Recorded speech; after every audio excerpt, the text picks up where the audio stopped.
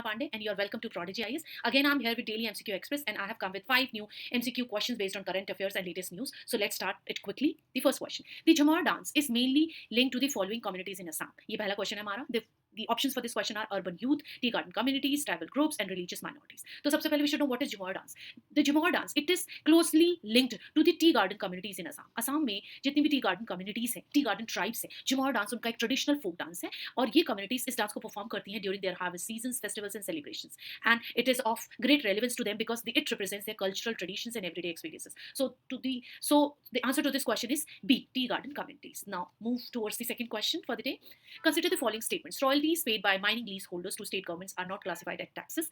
Second, the central government has the authority to impose taxes on lands and quarries containing minerals. So now the context of this question is that the leaseholders, mining leaseholders, which take lands from the state governments, the amount which they pay to the state governments, how they are categorized: are they royalties or they taxes? Right. And the second, the central government has the authority to impose taxes on lands and quarries containing minerals or not. So I'll explain you that. The Supreme Court has clarified that royalties are not classified as taxes.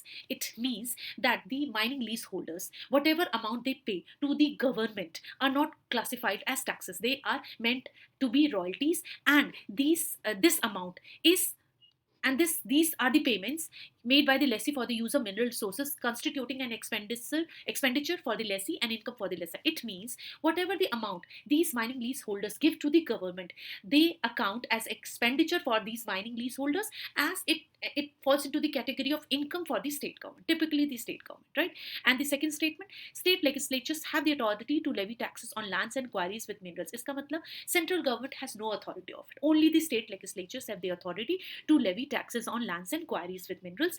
ये power उन्हें grant की गई है by entry 49 tax on lands and buildings and by entry 50 tax on mineral rights, right?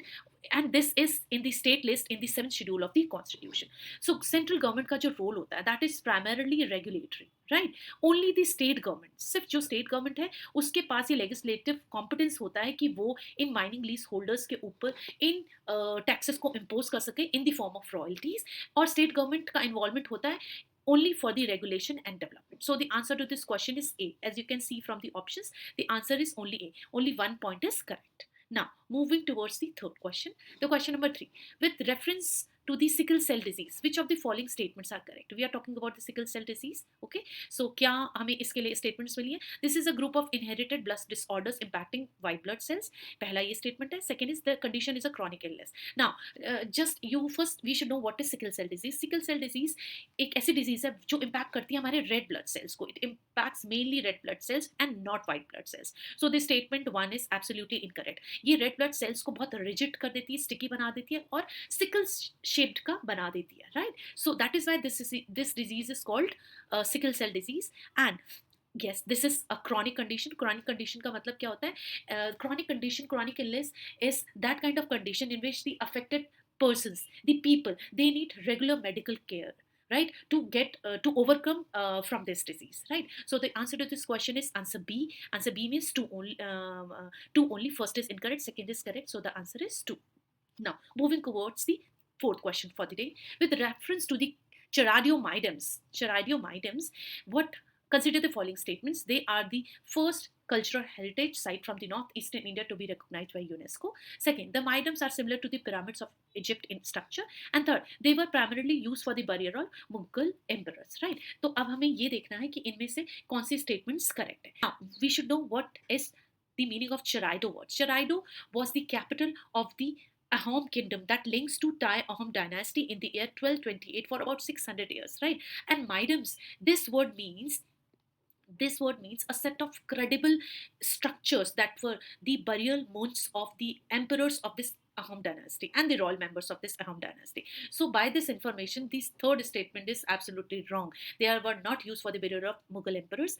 Now, in 2023, it has been 2023 and 24, it has been recognized as the first cultural heritage site from the northeastern India by UNESCO, and these incredible structures are very similar to the pyramids in Egypt if we see at the structure formation of this Midems, right?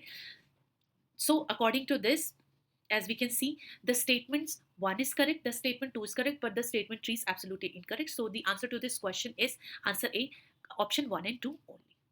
Now, proceed to the fifth question for the day. Now, we'll proceed to the question number 5 quickly for the day with reference to the Cultural Property Agreement, which is called CPA.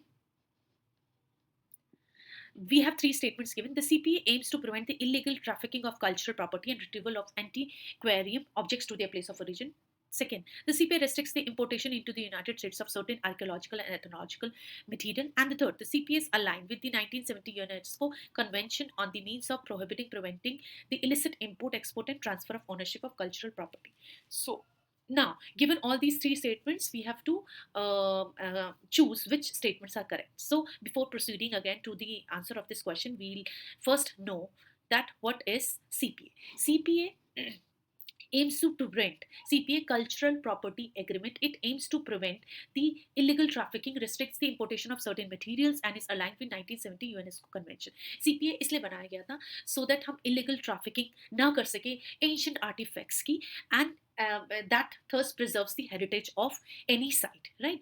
इसका purpose क्या था? It aims to prevent the illegal trafficking of cultural property and facilitate the retrieval of artifacts to their place of origin. Up, what is the India USA stand for it? India and USA signed the first ever CPA to curb the illicit trafficking of antiquities from India to USA. India और USA ने पहला first ever CPA sign किया so that India से USA में कोई भी illicit trafficking ना की जा सके इन एंटिक्विटीज की, राइट? अब क्या क्या रिस्ट्रिक्शंस थे? There are two types of materials for this. First is archaeological material and second is ethnological material. Archaeological material क्या होता है? This part of the agreement restricts the importation into the United States of America certain archaeological materials that date from 1.7 million years ago through 1770 CE. This you have to learn, right? And ethnological material क्या होते हैं? Ethnological material होते हैं like civil and religious, royal, architectural materials. कुछ religious उनके materials हो, कोई books हो, ceremonial items हो, manuscripts हो, ये होते हैं ethnological material categories. तो CPA ने क्या किया? Restrict किया the importation of these kinds of materials dating from 2nd century BCE to 1947 CE. So in सारे restrictions से we can prevent the heritage of the antiquities. So the answer to this question is D, which means all of the above. The option 1, 2 and 3 all are correct for this question. So thank you so much. So today we have learned 5 new things from the Daily MCQ Express. Stay tuned for more updates at the rate of Prodigy, I guess.